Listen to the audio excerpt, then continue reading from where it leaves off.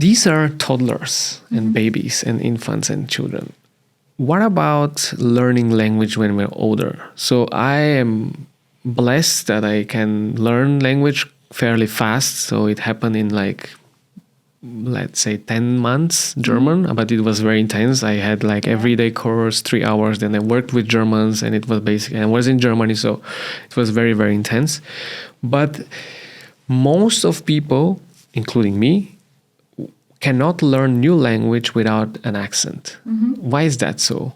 Yeah, because our phonology comes into place very early in our development. So there's a lot of lovely work suggesting that early on in life, so between 6 to 10 months of age, that the baby is a universal listener, that it can perceive sound contrasts that are not in its native language.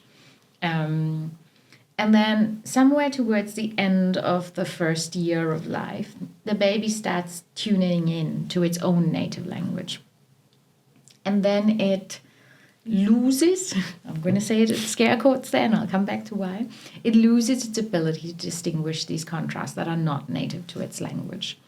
And that starts to get more and more solidified the older it gets. So this sound pattern that we're frequently exposed to becomes the predominant pattern that we're trying to recognize, to the extent that we then start to ignore deviations from this sound pattern as long as they're relatively close to something in our language. So this is called the perceptual magnet effect, which suggests that once we've started forming these representations that are language specific, and you hear something that is a deviant from what you have formed, it's attracted to the representation that you've got, and you perceive it as the exemplar rather than the deviant. And that's kind of getting more and more solidified the older we get.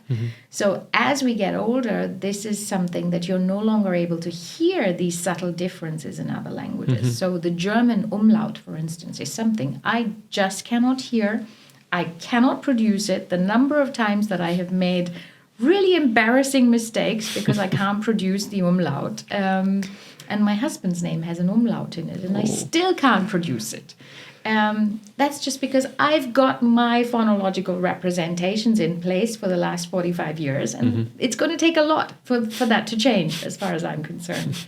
That's not to say it's not possible. There are studies showing that given extensive practice, different kinds of practice. So we've got some work showing where we were actually looking at the one parent, one language aspect of it and playing German adults Hindi sounds that they cannot discriminate with face cues attached to those sounds. And that additional cue does help them to start to then discriminate between these sounds.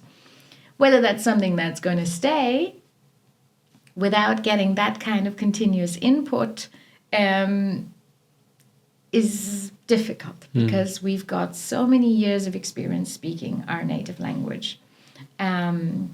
Adapted to the phonology of our native language, which is why when we produce something, we're producing it with the phonology of our native language, and that is what we're calling an accent.